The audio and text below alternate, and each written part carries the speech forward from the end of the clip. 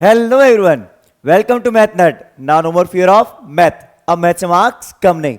तो guys I hope आप लोगों को हमारे इस चैनल पे कंटेंट बहुत ही ज्यादा पसंद आ रहा है. अगर आप इस चैनल पे नए हैं तो पहले जल्दी से चैनल को लाइक शेयर और सब्सक्राइब कर लीजिए. जैसा कि आपको पता होगा कि लास्ट ईयर हमने इस चैनल पे क्लास 10th का कंप्लीट कंटेंट डिस्कस किया था, लेकिन थोड़ा डिले स्टार्ट हुआ था. लेकिन इस बार हम from the beginning of the session class 9 से 12th का कंप्लीट कंटेंट यहां डिलीवर करने वाले हैं. NCERT solutions, exemplar solutions with deleted questions. क्या कुछ नया सीबीएसई ऐड करने वाले हैं, सारे नोटिफिकेशंस यहां आपको मिलेंगे, सारी चीजें पीवाईक्यूज वगैरह सब कुछ मिलेगा. और हां, आपको बस एक ही काम करना है, इस चैनल को ज्यादा से ज्यादा सपोर्ट करना है. तो चलिए आज डिस्कस करते हैं हम क्लास 12th मैथ्स का एक ऐसा टॉपिक जो हमारे लिए सबसे ज्यादा वेटेज वाला होता है. इसलिए आपने देखा होगा कि आपके स्कूल में सबसे पहले चैप्टर 3 और 4 ही स्टार्ट करवाया जाता है मैक्सिमम स्कूल्स में. तो ये वेटेज वाला चैप्टर है. इसके बाद जो है सारे चैप्टर कनेक्टेड रहेंगे, बट वहां पे थोड़े कॉन्सेप्ट्स ज्यादा हमें रिक्वायर्ड होंगे. ठीक है, ये इजी चैप्टर भी होता है. अब बात करते हैं मैट्रिसेस और डिटरमिनेंट्स. चैप्टर 3 और 4 इन दोनों का वेटेज जो होता है 10 मार्क्स का होता है. अगर मैं इंडिविजुअल बात करूं इस चैप्टर की, देखो चैप्टर नंबर 3 एंड 4 ये होगा 10 मार्क्स का. वेटेज पता होना बहुत जरूरी है, क्योंकि हम जब भी कोई काम स्टार्ट करते हैं पहले ये तो पता चले उसकी वैल्यू क्या है. अब चैप्टर 3 जो है हमारा ये अप्रोक्सीमेट 4 मार्क्स के आसपास आता है, और चैप्टर नंबर 4 जो है वो अप्रोक्सीमेट 6 मार्क्स में पूछा जाता है. रीजन बीइंग क्योंकि मैट्रिक्स के सारे कॉन्सेप्ट्स डिटरमिनेंट्स में यूज होंगे.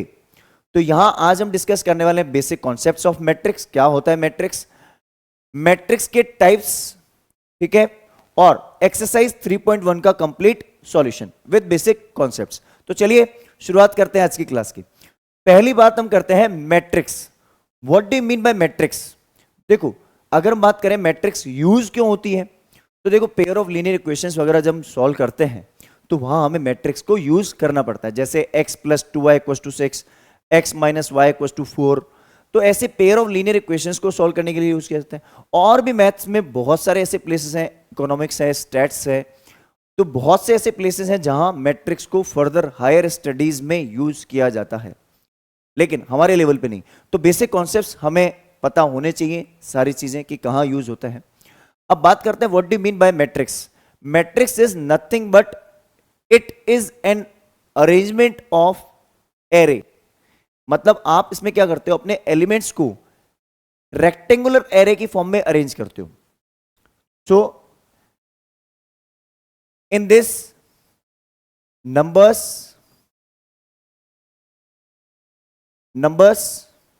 या फिर पॉलिनोमियल्स. अब नंबर्स कौन से, रियल नंबर, चाहे कॉम्प्लेक्स नंबर हो रियल नंबर हो, सबको आप अरेंज कर सकते हो. Are arranged in a rectangular array.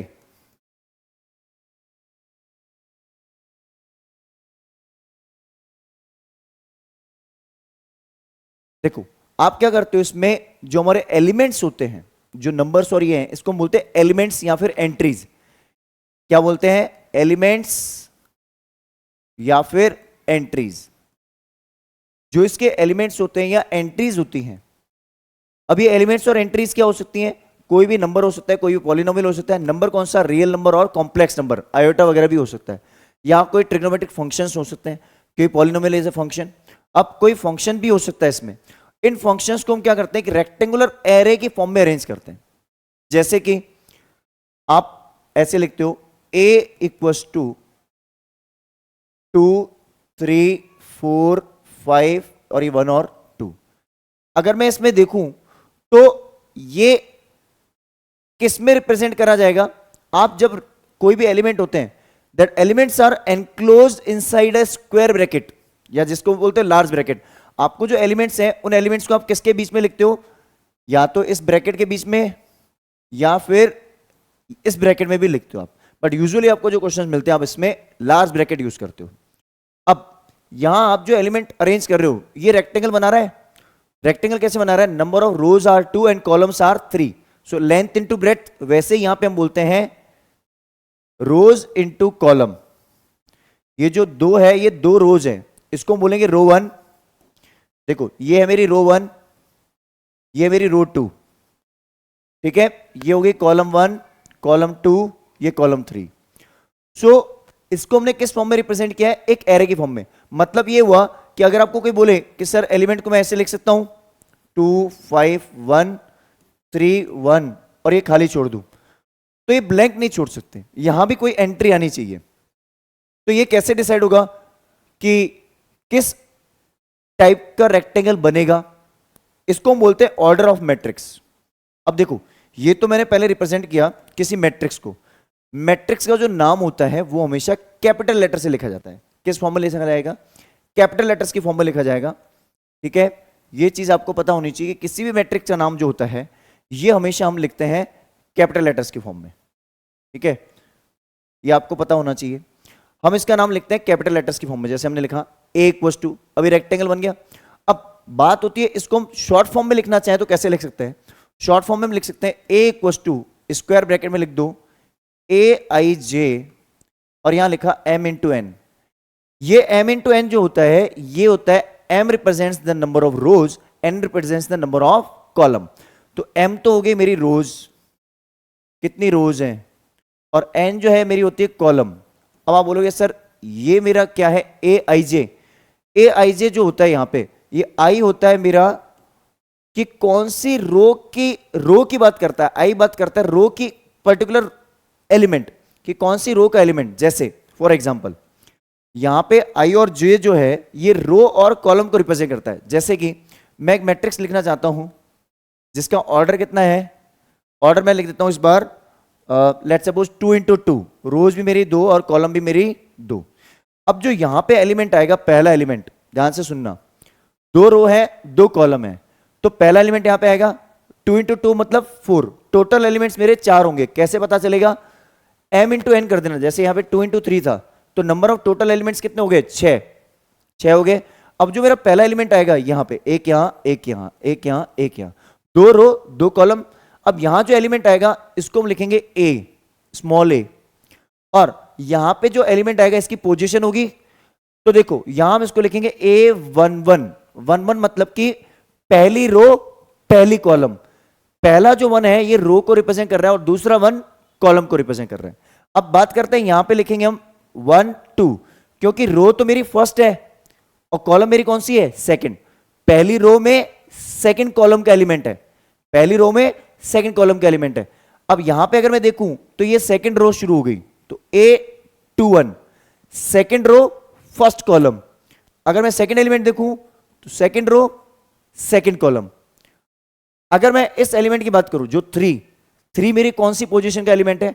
First row second column. देखो R1 पे है और C2 पे है। अगर मैं इस 1 की बात करूं ये एलिमेंट कौन सी पोजीशन पे है? तो 1 3, रो 1 कॉलम 3। तो ये पोजीशन रीड करना आ गया, ये पता आपको चल ही चुका होगा। तो ये होता है शॉर्ट फॉर्म में लिखने का इसको तरीका। क्लियर? अब बात आती है ऑर्डर ऑफ मैट्रिक्स। अब ये सर ऑर्डर ऑफ मैट्रिक्स क्या होता है? देखो ऑर्डर ऑफ मैट्रिक्स जो होता है, किसी भी मैट्रिक्स का जो ऑर्डर होता है ये होता है, आप जैसे आपने लिखा a इक्वल्स टू 2 1 3 0 1 -1। कुछ भी एलिमेंट्स हो सकते हैं, कोई भी रियल नंबर हो सकता है, इमेजिनरी नंबर भी हो सकता है, ठीक है, मतलब कॉम्प्लेक्स नंबर भी ले सकते हो आप, इसको आयोटा भी ले सकते हो, इवन आप यहां पर इरेशनल नंबर्स भी ले सकते हो।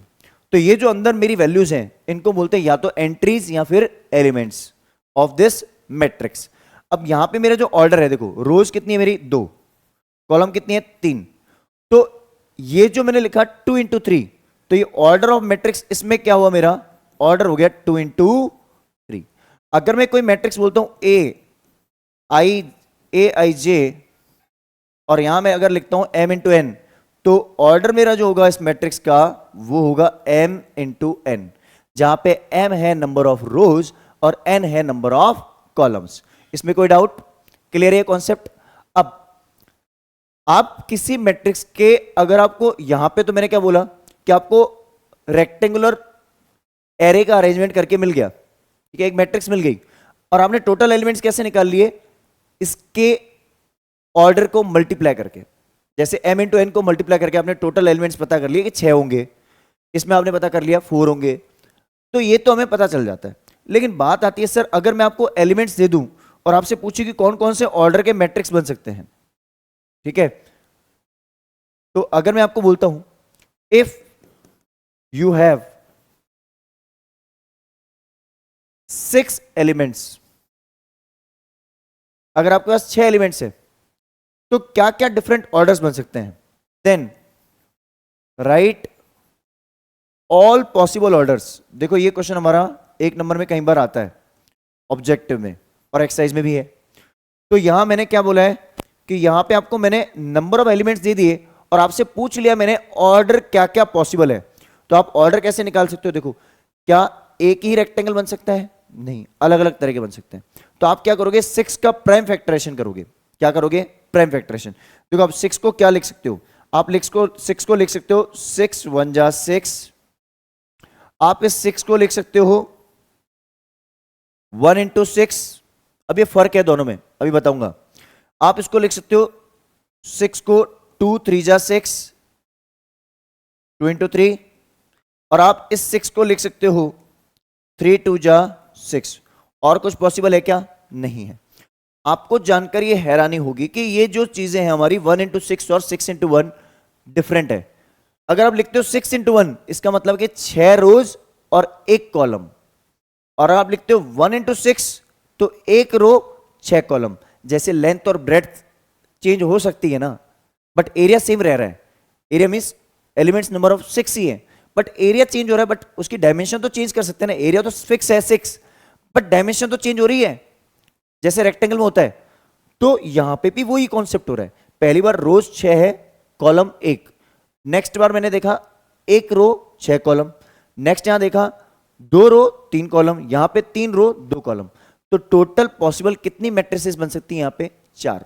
और उनके ऑर्डर्स क्या क्या पॉसिबल है, 6 into 1, 1 into 6, 2 into 3, 3 into 2।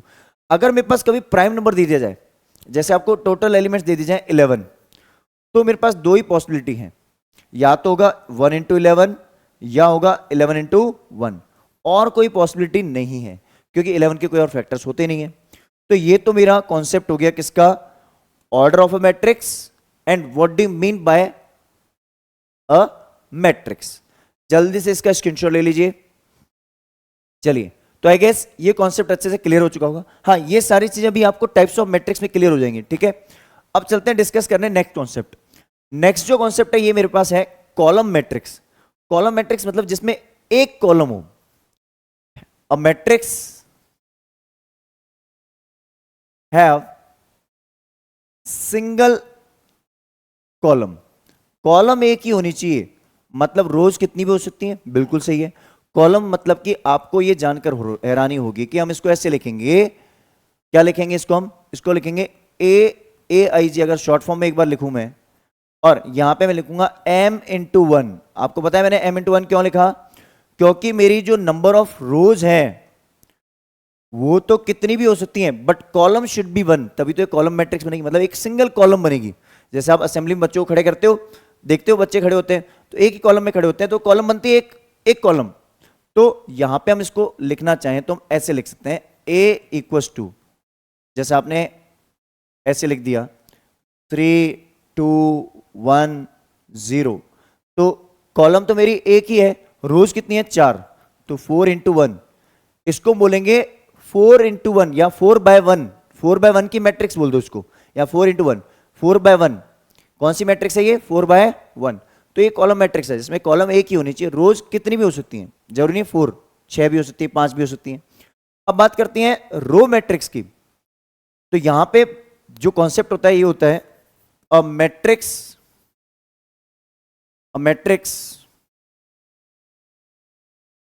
Have single row. Row कितनी है, सिंगल। तो आप इसको कैसे लिखोगे, a equals to A I J 1 into N. जैसे आप इसको लिखना चाहो तो एक मैट्रिक्स A, रो एक ही रहेगी 0 1 2 3। अब यहां पे 4 तो होगी कॉलम, बट रो एक ही है, तो इसको हम लिखेंगे 1 इंटू 4 की मैट्रिक्स या 1/4 की matrix. Clear? Square matrix, if a matrix have same number of rows as column, as column, same number of rows as column। भाई जितनी रो होंगी उतनी कॉलम, मींस अगर आप बोलते हो ए आई जे, तो इसमें मेरी रो और कॉलम दोनों सेम होगी, मींस m इंटू एम। जैसे कि एक मैट्रिक्स में लिख दी 1 और इसको मैं लिख दूं 1/1 की मैट्रिक्स, तो भी ठीक है ये। अब यहां पे जरूरी नहीं -1 भी एलिमेंट लिख सकता हूं मैं, एक ही एलिमेंट है तो एक स्क्वायर मैट्रिक्स बन गई 1 की, 1 एलिमेंट की बन सकती है 1/1, रो भी 1 कॉलम भी 1। एक मैट्रिक्स में लिखता हूं ए या बी एलिमेंट, बी ले लो, इसका नाम बी लिख लो, बी लिख लो इसका नाम। बी एक मैट्रिक्स है, नाम कुछ भी ले सकते हैं, कैपिटल लेटर से नाम होता है यूजुअली, -2 0 1 7, 2/2 की मैट्रिक्स। क्लियर है ये? तो 3 टाइप्स की हमने मैट्रिक्स अभी तक डिस्कस कर ली है। तो क्या करना है, जल्दी से इसका स्क्रीनशॉट ले लीजिए। चलिए, तो आई गेस ये सारे कॉन्सेप्ट्स आपको क्लियर हो चुके हैं। डिस्कस करते हैं नेक्स्ट टाइप्स ऑफ मैट्रिक्स। अब बात आती है डायगोनल मैट्रिक्स की। यहां ध्यान रखना, डायगोनल मैट्रिक्स मतलब कि पहली बार ये जो भी अब तीनों टाइप्स हैं ये मेरी स्क्वायर मैट्रिक्स होंगी। ये जितने मेरे हैं ये मैट्रिक्स, ये तीनों मेरी स्क्वायर मैट्रिक्स के लिए कंडीशन फॉलो करेंगे, तभी फॉलो होगी। मींस अगर स्क्वायर मैट्रिक्स है तो ही इन तीनों मैट्रिक्स में कंडीशन फॉलो होगी। तो इनकी मस्ट कंडीशन क्या है, ये तीनों स्क्वायर मैट्रिक्स होनी चाहिए। तो it should be a square matrix.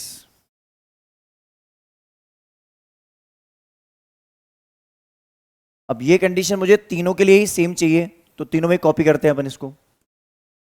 ठीक है, तीनों में ये सेम कंडीशन जाएगी, ये हमें ध्यान रखना है, तीनों में ही सेम कंडीशन जाएगी, तीनों ही स्क्वायर मैट्रिक्स के एग्जांपल होने चाहिए। अब बात होती है यहां पे कि डायगोनल मैट्रिक्स मतलब जिसमें डायगोनल एलिमेंट्स कुछ भी हो सकते हैं, जीरो भी हो सकता है और नॉन जीरो भी हो सकता है, but non diagonal element should be zero. देखो, नॉन इन दिस मैट्रिक्स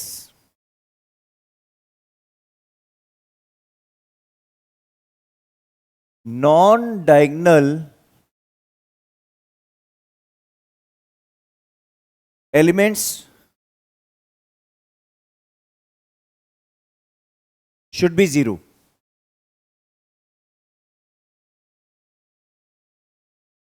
देखो, मैं इसमें फर्क आपको ऑटोमेटिकली आपको समझा दूंगा कि क्या फर्क होता है तीनों में। ठीक है, non diagonal elements should be zero. अब डायगोनल एलिमेंट्स की पहचान कैसे होती है, अब यहां से हम एक चीज देखते हैं, डायगोनल एलिमेंट्स क्या होते हैं, ये मैं लिख लेता हूं ऊपर। डायगोनल एलिमेंट्स, ये तीनों में वर्ड काम आएगा तो इसलिए समझ लो, diagonal elements are those elements जहां पे आपका आई और जे सेम होता है, where I equals to J. मतलब कि आपके जो एलिमेंट होते हैं ना 1 1 2 2 3 3, ये सारे एलिमेंट जो होते हैं ये मेरे होते हैं डायगोनल एलिमेंट्स। क्या होते हैं? Diagonal elements. और बाकी जो भी एलिमेंट मेरे होते हैं पोजीशन नंबर 1 2 1 1 1 को छोड़कर 1 2 1 3 1 4, लेट्स सपोज 2 1 2 3 2 4, ये सारी पोजीशंस जो मेरी होती है ये होती है नॉन डायगोनल एलिमेंट, जहां पे आई और जे सेम नहीं होता। जैसे आपने लिखा A12, अब यहां पे आई और जे सेम है क्या? नहीं है, तो ये नॉन डायगोनल एलिमेंट्स में कंसीडर होते हैं। तो यहां पे कंडीशन क्या बोलती है, यहां कंडीशन बोलती है for a matrix A, let's suppose मैंने 3x3 का एग्जांपल लिया, यहां मेरे नॉन डायगोनल एलिमेंट्स जीरो होने चाहिए, मतलब पोजीशन नंबर 2 पे जीरो होना चाहिए, 3 पे जीरो होना चाहिए, क्योंकि मैंने मैट्रिक्स लिखी है 3x3 की। ये जीरो होना चाहिए, ये भी जीरो होना चाहिए, ये जीरो होना चाहिए, ये भी जीरो होना चाहिए।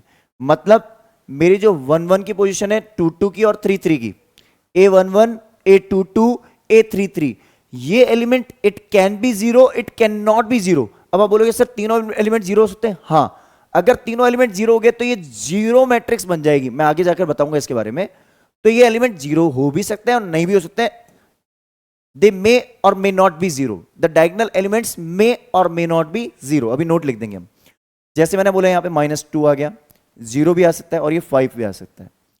मेरी मेन कंडीशन क्या है, जो मेरे नॉन डायगोनल एलिमेंट, जो मैंने कलर चेंज करके व्हाइट के अलावा दूसरा कलर जो है, ये सारे एलिमेंट तो जीरो होने चाहिए, कंपलसरी है। अब बात होती है जो मेरे डायगोनल एलिमेंट है, ये जो मेरे डायगोनल एलिमेंट है, ये कुछ भी हो सकते हैं, दे कैन बी जीरो और they can not be zero. अच्छा, तीनों एलिमेंट जीरो हो सकते हैं, हाँ, तो मतलब सारे एलिमेंट जीरो हो जाएंगे तो भी ये डायगोनल होगी, हो सकती है, बोल सकते हैं इसको डायगोनल। तो ये जीरो हो भी सकते हैं और नहीं भी हो सकते हैं। तो डायगोनल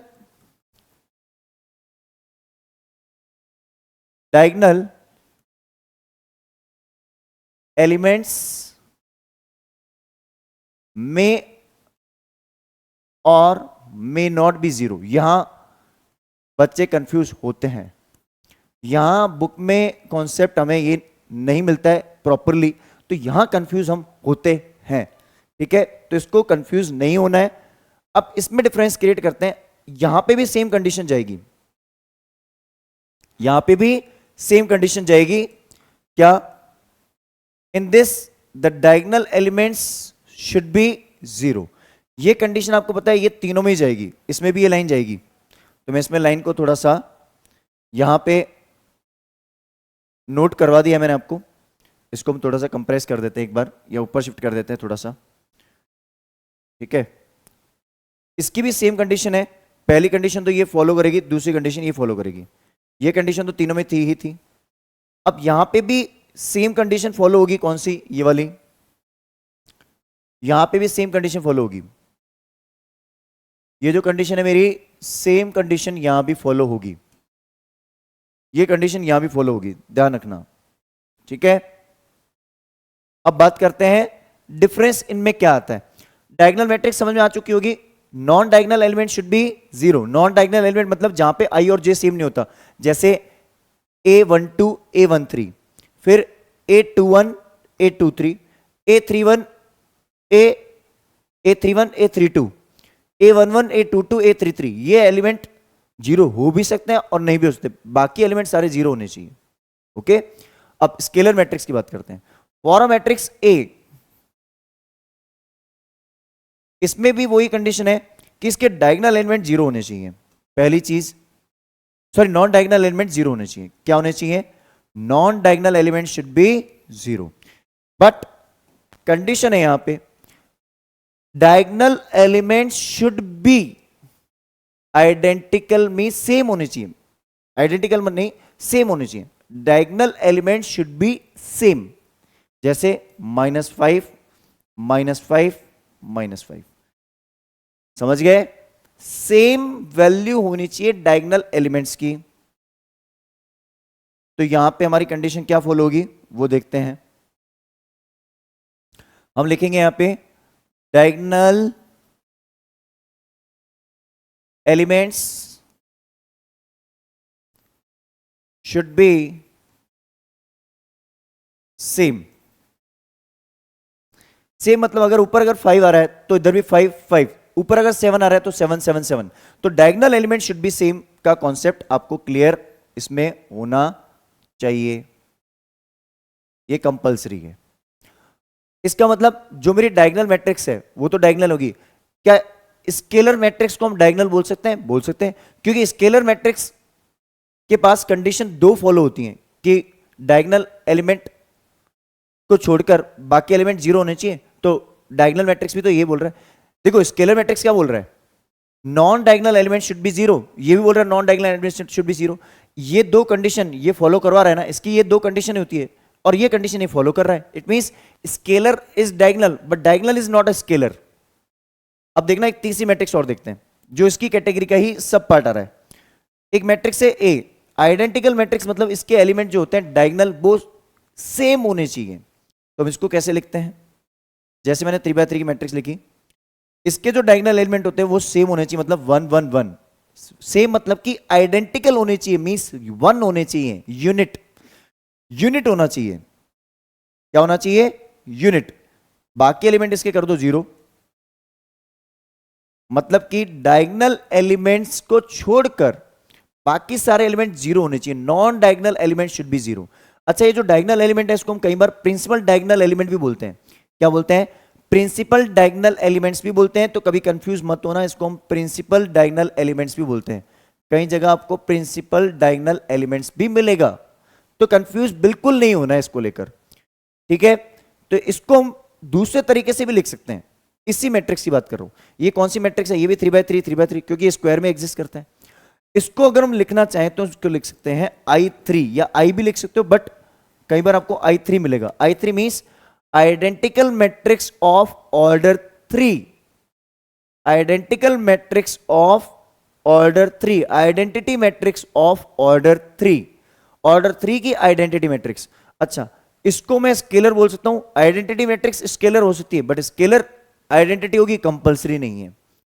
आइडेंटिटी को मैं डायगोनल बोल सकता हूं, बट डायगोनल को आइडेंटिटी बोलूं, कंपलसरी नहीं है। तो इसके डायगोनल एलिमेंट्स क्या होने चाहिए? Should be 1। यहां पे हम इसको कॉपी कर लेते हैं, क्योंकि सेम कॉन्सेप्ट ही जा रहा है इसमें, ठीक है। और यहां हम इसको क्या करते हैं, एक लाइन चेंज कर देते हैं, 1। इसके जो डायगोनल एलिमेंट्स हैं, एक बार हटाते हैं, यहां लिख ही लेते हैं हम। Diagonal elements should B 1।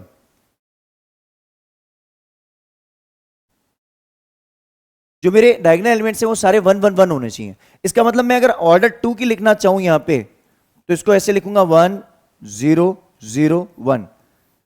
तो इसको मैं I2 लिख सकता हूं, बिल्कुल लिख सकता हूं।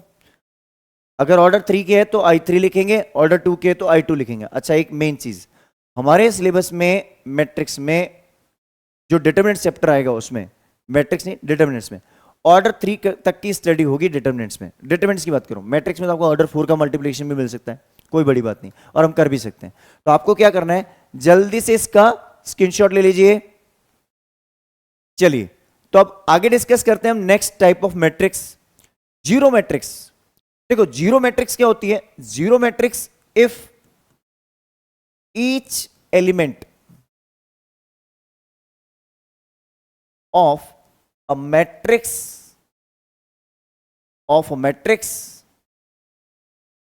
is zero, मतलब जितने भी एलिमेंट्स हैं इसके वो जीरो होने चाहिए। अब यहां भी बात जीरो मैट्रिक्स, अब जरूरी है स्क्वायर मैट्रिक्स होनी चाहिए? नहीं, ये जीरो मैट्रिक्स आप इसको यूजुअली रिप्रेजेंट करते हो O से, कैपिटल O से। आपको जैसे किसने बोल दिया 0 0 0 0, तो ये ऑर्डर 2 की हो गई, बट जरूरी नहीं आप इसको ऐसे भी लिख सकते हो, क्योंकि हम इसको कंपैरिजन में यूज करेंगे कई बार। 0 0 0 0 0 0 ऐसे भी मिलती है हमें कई बार। तो ये डिपेंड करता है, हमें ऑर्डर में काम आएगी, जहां जहां हमें कंपैरिजन होगा वहां काम आएगी। तो अभी के लिए हम इसको लिख लेते हैं only as a this example only, ठीक है। अब बात आती है equality of a matrix. Equality of matrix कहां काम आएगी? देखो, दो मैट्रिक्स इक्वल कब होंगी? जब उनके करस्पॉन्डिंग एलिमेंट्स सेम होंगे, बट करस्पॉन्डिंग एलिमेंट सेम होने से पहले उसके ऑर्डर सेम होना चाहिए। इफ, देखो ये समझते हैं अभी, if two matrices have same order, पहली चीज ऑर्डर सेम होना जरूरी है, एंड देयर करस्पॉन्डिंग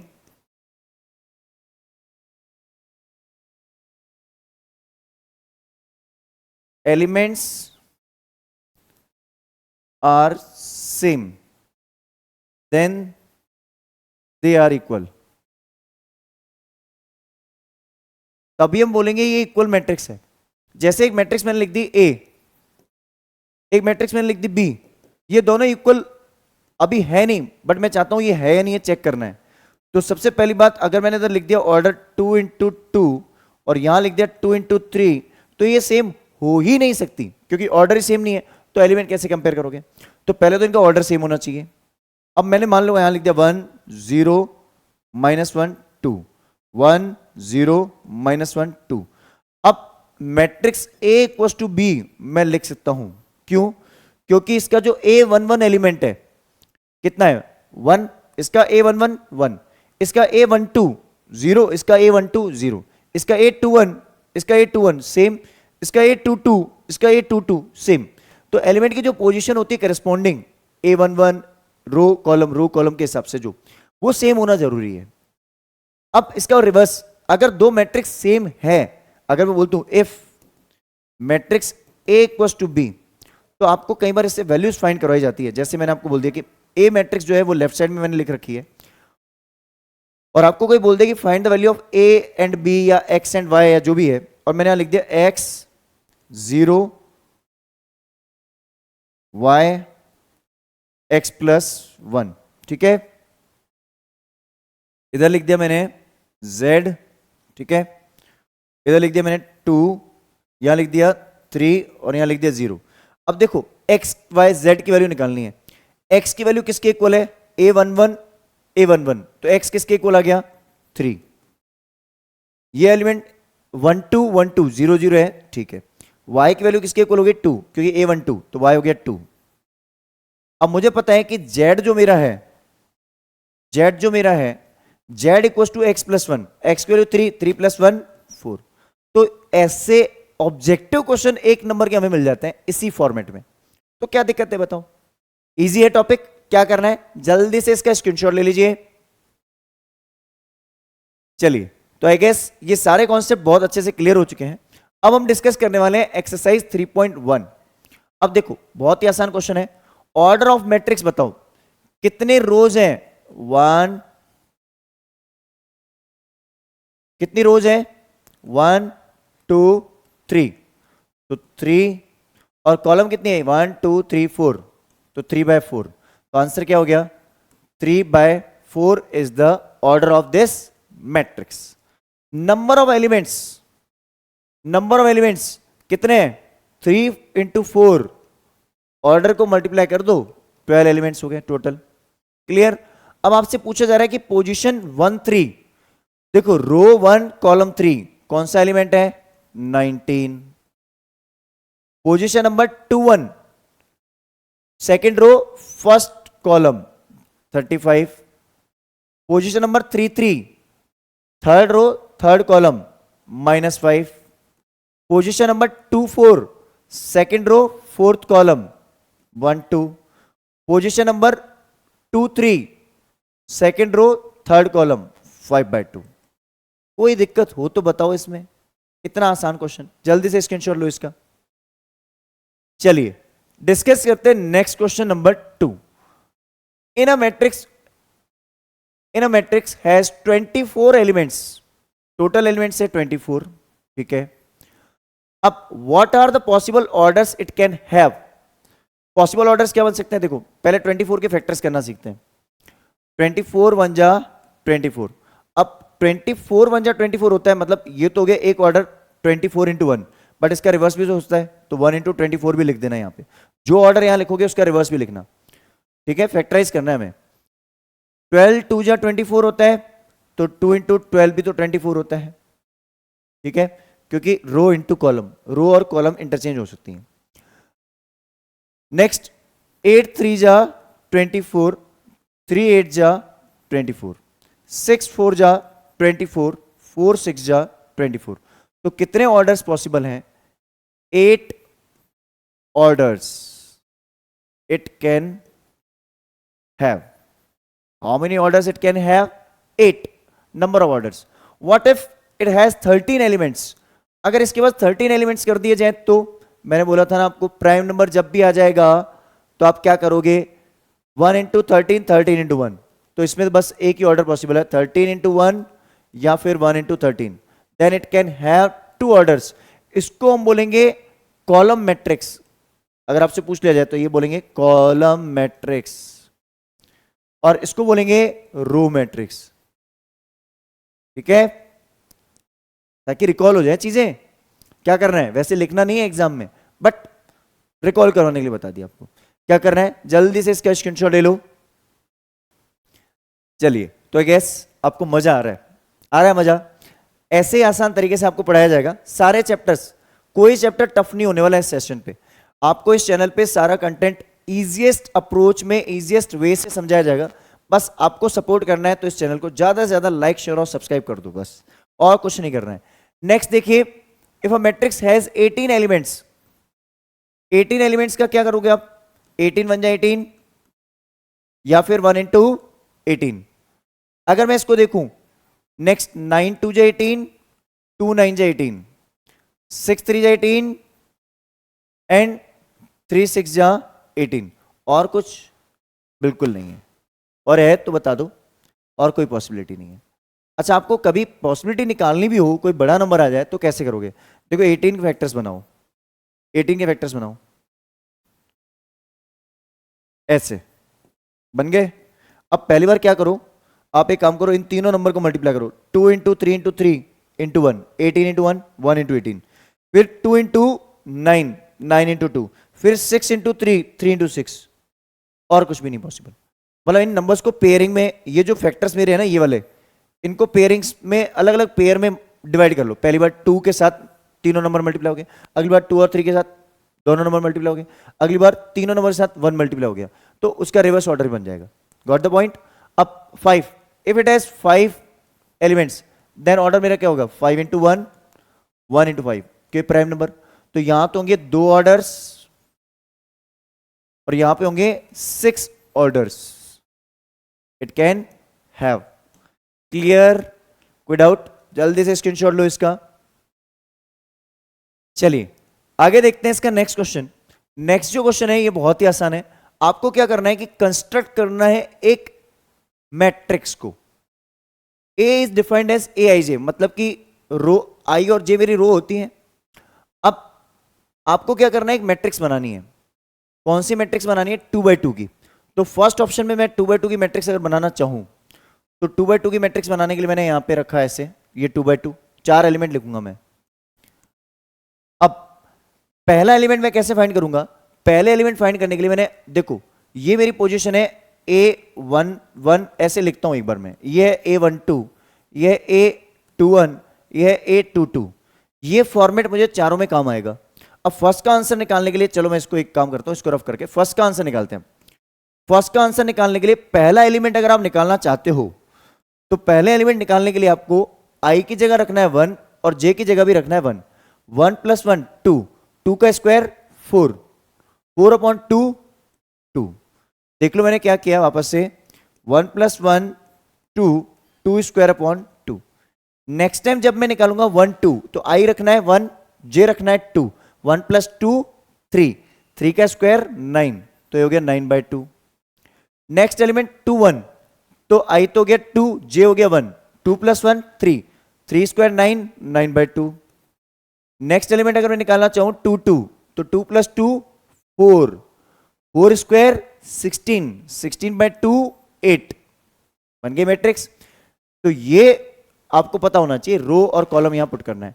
अब ये वाली मैट्रिक्स अगर मैं सेकंड पार्ट निकालूं इसका, तो देखो i बाई जे, ये भी 2 बाई 2 की है, ये भी 2 बाई 2 की थी। अब i डिवाइडेड बाई जे, आपको क्या करना है, जैसे a11 निकालना है तो ऊपर भी 1 आएगा नीचे 1, तो 1 अपॉन 1 1। अब i की वैल्यू 1 2 एलिमेंट पे i की वैल्यू क्या है 1, 1 अपॉन 2, तो वैल्यू आ गई 1 अपॉन 2। इसमें है 2 1, तो ऊपर आएगा 2 नीचे आएगा 1, तो 2 अपॉन 1 इज 2 ओनली। और यह है 2 2, 2 2 मीन्स 2 अपॉन 2 इज 1। थर्ड जो एग्जाम्पल मेरा है इसको अगर मैं देखूं तो इसमें है 2 बाई 2 की मैट्रिक्स। यहां पे आपको क्या करना है, i की जगह रखना है 1 और j की जगह रखना है 1। तो 1 प्लस 2 इंटू 1 कितना होता है 2, 2 plus 1 3, 3 square is 9, 9 by 2। Clear? Next element जो होगा हमारा दैट इज 1 2, तो i तो हो गया 1, j हो गया 2, तो 1 प्लस 2 इंटू 2 4, 4 प्लस 1 5, तो 5 का स्क्वायर हो गया 25 बाय 2। j की जगह 2 रखना था मुझे, 1 2 है ना, j की जगह 2, i की जगह 1, तो 4 प्लस 1 5। नेक्स्ट टाइम 2 1, i की जगह रखना है 2, j की जगह 1, तो 2 प्लस 2 हो गया 4, 4 का स्क्वायर होता है 16, 16 बाई 2 इज 8।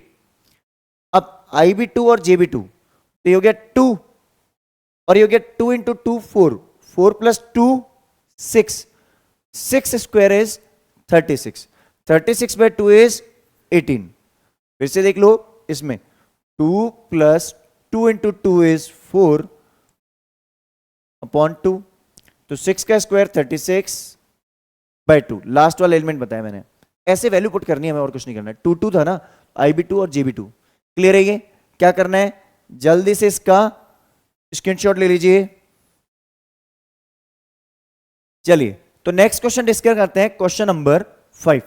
क्वेश्चन नंबर जो 5 है ये भी सेम है, construct a 3x3 matrix, 3x4 matrix, 3x4 करना है।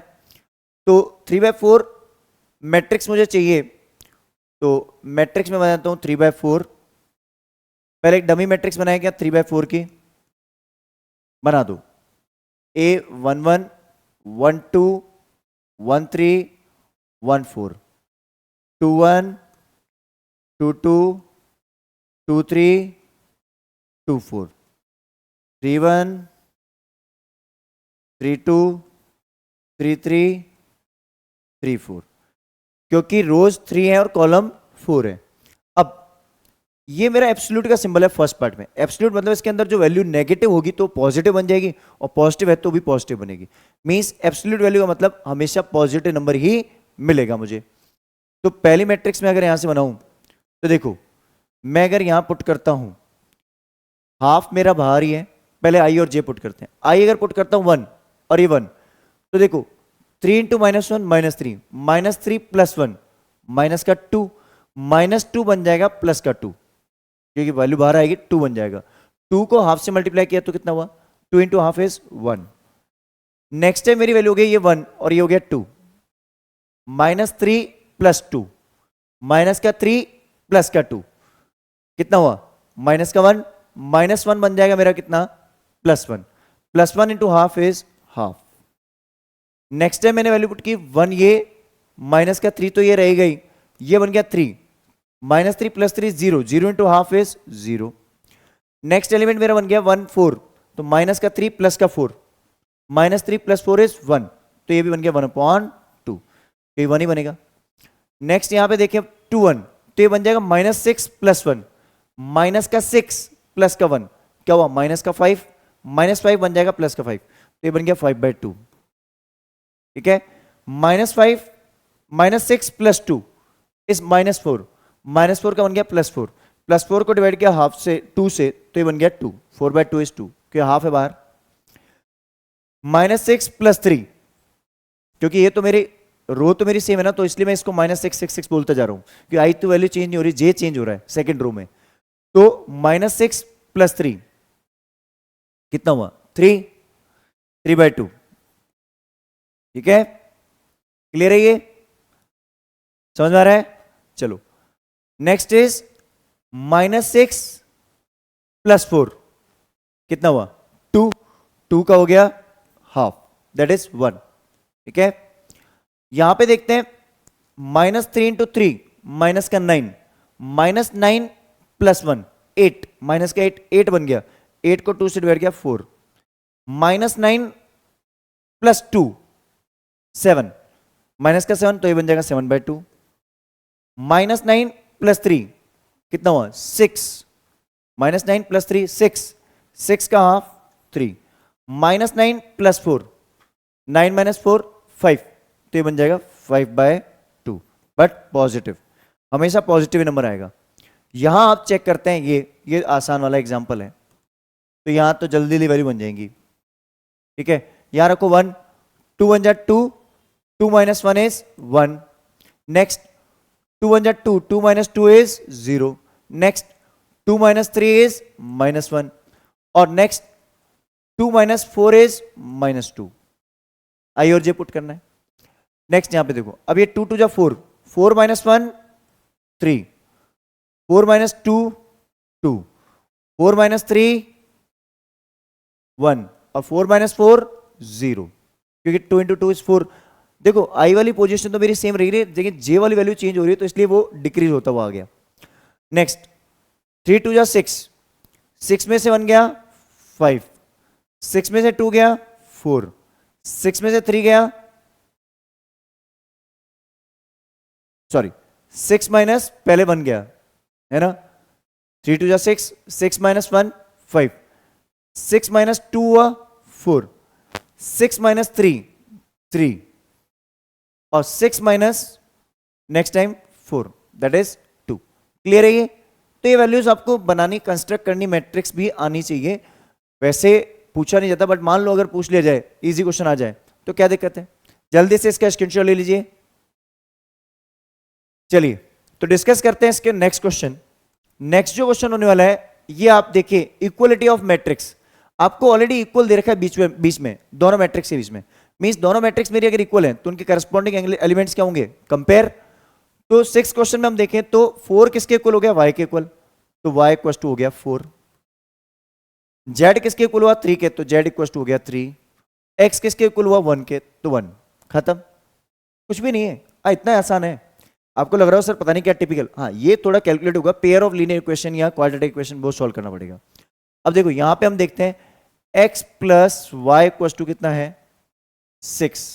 पहली चीज, z की वैल्यू मुझे यहां से मिल गई 5 plus z, 5 plus z equal to 5, 5 plus z equal to 5, तो z इक्वल टू क्या हो गया? 0। ये वैल्यू मिल गई मुझे। यहां मुझे पता है एक्स वाई इक्वल टू 8। अब देखो वैसे मैं एक चीज बताऊं आपको, यहां पे आपको एक सॉल्यूशन मिल सकता है। आप ये बोल सकते हो कि सर 4 2 जा 8 एंड 4 प्लस 2 इज 6। तो यहां पे आपको क्या करना पड़ेगा? यहां पे आपको सब्स्टिट्यूशन करवाना पड़ेगा इस फॉर्मेट में कि x इक्वल टू, या आप इसमें ऐसे कर दो, यहां से वैल्यू पुट कराओ इसकी, इसको तो एज इट इज रहने दो, एक बार एक्स वाई को एज इट इज लिखो, एक्स वाई इक्वल टू 8 लिखो, एक्स वाई इक्वल टू 8।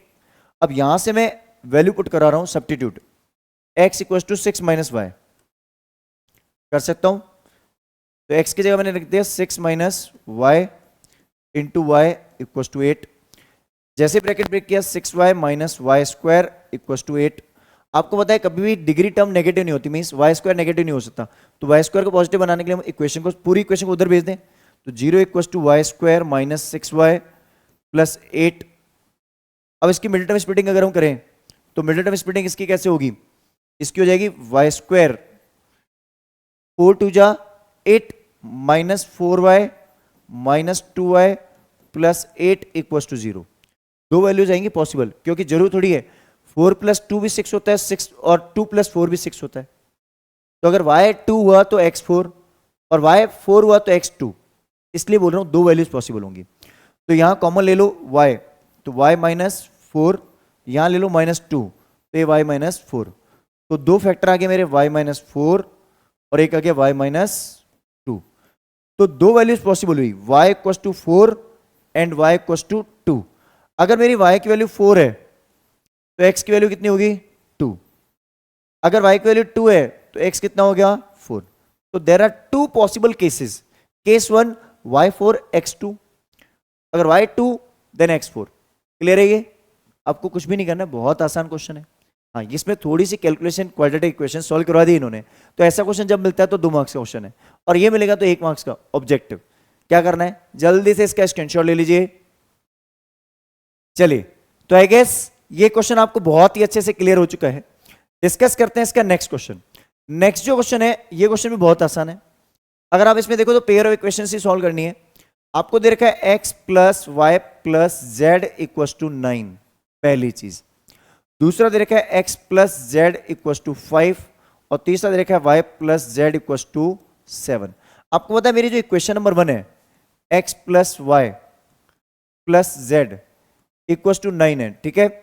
आपको पता है ये y प्लस जेड की वैल्यू 7 है, इसको मैं 7 रख सकता हूं, तो ये 7 रख दिया तो ये हो गया 9, तो x इक्वल टू कितना हो गया?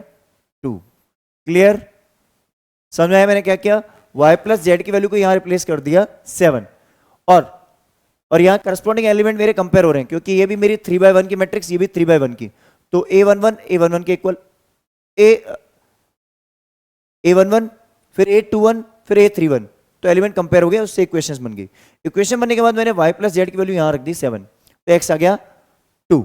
अब ये x की वैल्यू 2 रखते हैं इक्वेशन नंबर 2 में। देखो ये इक्वेशन 1 है, ये 2 है, ये 3 है। इक्वेशन 2 में मैं अगर पुट कर दूं x की वैल्यू 2, तो ये हो गया 2 plus z equal to 5, then z equal to 3, अब अगर ये z इक्वल टू 3 आ गया तो z की वैल्यू 3 इसमें पुट कर दो थर्ड इक्वेशन में, तो y plus 3 equal to 7, then y equal to 4। अब आप देख लो 2 प्लस 3 प्लस 4 9 होता ही है, और वेरीफाई करना हो तो इसमें वैल्यूज ऐड करके चेक कर लो। क्या करना है, जल्दी से इसका स्क्रीनशॉट ले लीजिए। चलिए, तो आई गेस ये क्वेश्चन में मजा आ रहा है, अभी तक बहुत अच्छा लग रहा है सर, आगे भी अच्छा लगेगा।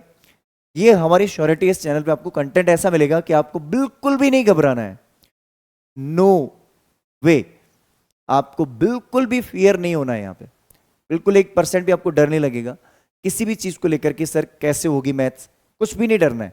बस जो यहाँ कंटेंट मिल रहा है कंप्लीट प्रैक्टिस रेगुलरली करते रहना, ठीक है। बाकी हमारी गारंटी, आपको बिल्कुल डर नहीं लगेगा, बिल्कुल भी। बोर्ड एग्जामिनेशन आपका बेस्ट होने वाला है इस बार। 2025 और 26 का जो पेपर आएगा आप उसमें एक्सीलेंट करोगे। चलिए डिस्कस करते हैं नेक्स्ट क्वेश्चन। आपको यहां दे रखा है करस्पॉन्डिंग एलिमेंट्स, फिर से वही a माइनस बी की वैल्यू कितनी है, -1। दूसरी इक्वेशन अगर मैं देखूं तो एक इक्वेशन मेरे पास है 2a plus C equal to 5। एक इक्वेशन यहां देखूं तो 2a minus B equal to 0, और यहां देखूं मैं तो 3c plus d equal to 13। Pair of linear equation से सॉल्व करें ज्यादा आसान रहेगा ना। इसमें मेरी इक्वेशन आप चाहो तो सब्स्टिट्यूट कर लो, बट मेरा मानना है आप पेयर ऑफ लीनियर इक्वेशन से सॉल्व कर लो, एलिमिनेशन मेथड। एलिमिनेशन लग रहा है यहाँ पे, बिल्कुल लग रहा है। इसको मैं क्या करूं, सब्ट्रैक्ट, इसको इक्वेशन नंबर 1 देता हूं, इसको इक्वेशन नंबर 2 देता हूं, तो सब्ट्रैक्ट इक्वेशन नंबर 1 फ्रॉम 2, क्योंकि 2 मुझे थोड़ी बड़ी इक्वेशन लग रही है, तो 2 में से 1 को सब्ट्रैक्ट करवाता हूं। तो देखो 2 पहले मैं ऊपर लिखता हूं, क्योंकि इसमें मेरा जो वेरिएबल टर्म है उसका कोएफिशिएंट सेम है बी वाले का, इसलिए डायरेक्टली हो रहा है ये। नहीं तो मुझे कुछ मल्टीप्लाई वगैरह कराना पड़ता है दोनों इक्वेशन या किसी एक इक्वेशन में, जो कि यहां होगा अभी, ठीक है। अब मैं इसको देखूं तो ये मेरा a माइनस बी है इक्वल टू -1। सब्ट्रैक्ट कराना मतलब इसका साइन चेंज, ये प्लस का हो जाएगा माइनस, माइनस का प्लस, और ये माइनस का प्लस। अब b से b cancel out, 2a minus a, नया साइन मेरा माइनस है, 2a minus a is a, और ये प्लस का 1, तो a की वैल्यू 1 आ गई, तो b की वैल्यू क्या होगी, a इज 1, तो b क्या हो जाएगा मेरा 2। चेक कर लेना, ठीक है। a की वैल्यू 1 यहां रख दो, 2 इंटू 1 इज 2, और b को उधर भेज दो तो 2, b की वैल्यू 2। इसमें थोड़ा सा मुझे सॉल्व करना पड़ेगा। किसको एलिमिनेट करूं मैं, अब देखो यहां एलिमिनेट करना ही नहीं है सर, यहां पहली इक्वेशन में वैल्यू रख दो a की, यहां करो इस इक्वेशन नंबर 3 में और 4 में। आप देखो थर्ड इक्वेशन में पुट करो, पुट a इक्वल्स टू कितना 1 in equation number 3, third equation put कर दूं तो 2 into 1 is 2, 2 plus c equals to 5, तो c इक्वल्स टू 3। ये सारे डिफरेंट वेरिएबल हैं, तो एलिमिनेट क्यों कर रहा हूं मैं बैठ के, टाइम वेस्ट होगा। अब ये c की वैल्यू पुट करो, put c equals to 3 in equation number इसमें 4 में, तो ये हो गया 3 3 जा 9, 9 प्लस डी इक्वल्स टू 13, तो डी इक्वल्स टू 4। क्लियर, तो ये कॉन्सेप्ट क्लियर हो गया अच्छे से। क्या करना है, जल्दी से इसका स्क्रीनशॉट ले लीजिए। चलिए, तो आई गेस ये क्वेश्चन आपको बहुत ही अच्छे से क्लियर हो चुका है। डिस्कस करते हैं इसका क्वेश्चन नंबर 8 और क्वेश्चन नंबर 9। देखिए अब क्वेश्चन नंबर 8 में हम देखें तो ए आई जे मेरी जो मैट्रिक्स है ये स्क्वायर मैट्रिक्स कब होगी, जब इसका ऑर्डर सेम होगा। ऑर्डर सेम मींस m और n दोनों सेम होंगे, मींस अभी मेरा ऑर्डर क्या है m इंटू n, तो ये रेक्टेंगुलर मैट्रिक्स है। अगर मेरी नंबर ऑफ रोज और कॉलम सेम हो जाए तो ये स्क्वायर मैट्रिक्स बनेगी। अब नेक्स्ट क्वेश्चन में यहां क्या बोल रहा है, which of the following values of x and y make the following pair of matrices equal. ये दोनों मैट्रिक्स इक्वल कब होंगी, तो देखो यहां सिंपल सा कॉन्सेप्ट है, करस्पॉन्डिंग एलिमेंट्स की वैल्यूज मुझे निकालनी पड़ेगी। तो पहली बार मैंने देखा 3x प्लस 7 इक्वल्स टू 0, तो x इक्वल्स टू कितना हुआ माइनस का 7/3।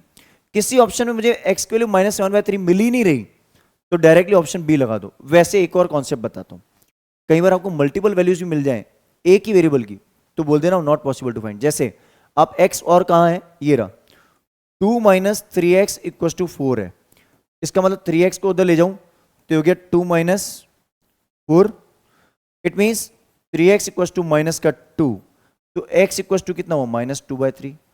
अब x आप पॉसिबल है क्या, x की दो वैल्यूज एग्जिस्ट कर रही हैं। ऐसे आप y की वैल्यू देखो, y की वैल्यू 7 आ रही है और यहां से वैल्यू 7 आ रही है, y की तो चलो ठीक है, x की दो वैल्यूज पॉसिबल है क्या, ये वैल्यू तो चलो आपको मैच कर गया ऑप्शन सी के साथ, बट ये वैल्यू तो मैच ही नहीं कर रही -7/3, ये तो कहीं ऑप्शन में है ही नहीं। इट मींस ये पोजीशन मेरी अलग वैल्यू दे रही है, ये पोजीशन मेरी अलग वैल्यू दे रही है, ऐसा पॉसिबल नहीं होता, तो मैट्रिक्स इक्वल नहीं होगी, corresponding elements will not be going to equal. ठीक है, तो आपको क्या करना है, ऐसे केस में option B is the correct option. जल्दी से इसका स्क्रीनशॉट ले लीजिए। चलिए, तो आई गेस ये क्वेश्चन अच्छे से क्लियर हो चुका है। देखते हैं इसका last question. Right the number of all possible matrices of order 3 into 3 with each entry 0 और 1। देखो, अब ये क्वेश्चन बहुत अच्छा है, इसका नोट लिखना, पहले इसका नोट लिख लो और इसका कॉन्सेप्ट समझो क्या है। जैसे मैं बोल रहा हूं कि दो एलिमेंट्स आपको मैं दे रहा हूं, सिर्फ 0 और 1, उससे आपको 3x3 की मैट्रिक्स बनानी है। कितनी पॉसिबल मैट्रिक्स बन सकती है, अब बनाने मत बैठ जाना। पहली मैट्रिक्स देखो 3x3 मतलब 9 एलिमेंट। पहली बार आप, और एलिमेंट क्या यूज करोगे, सिर्फ 0 और 1। पहली बार आपने बोला सर ओनली 0 यूज कर लूं, जरूरी थोड़ी दोनों और लिखा है, एंड नहीं लिखा है, इधर 0 और 1, तो 0 और 1 में से कुछ भी यूज कर लो या दोनों को यूज कर लो। तो आप पहली बार बोलते हो कि सर जितने मेरे हैं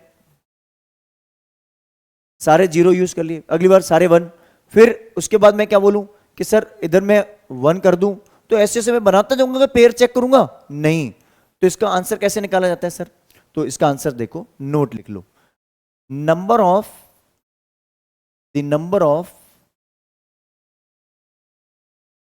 possible matrices equals to number of different elements.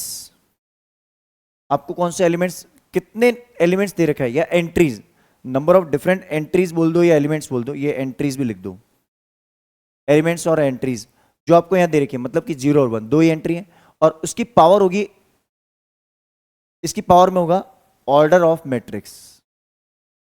यहां आप क्या लिखोगे, ऑर्डर ऑफ मैट्रिक्स। तो यहां पे मेरे पास टोटल वैल्यूज कितनी है, 2, 0 और 1 दो ही वैल्यू है, और ऑर्डर इसका क्या है 3 into 3, तो क्या हो गया 2 to the power 9, that gives you 512, and option D is the correct option। जैसे मान लो मैंने आपको 3 एंट्रीज दे दी, 0, 1 और 2, और ऑर्डर दे दिया मैंने आपको 3 into 2 का, ठीक है, तो आप क्या बोलोगे 3 to the power 3 into 2, it means 3 to the power 6।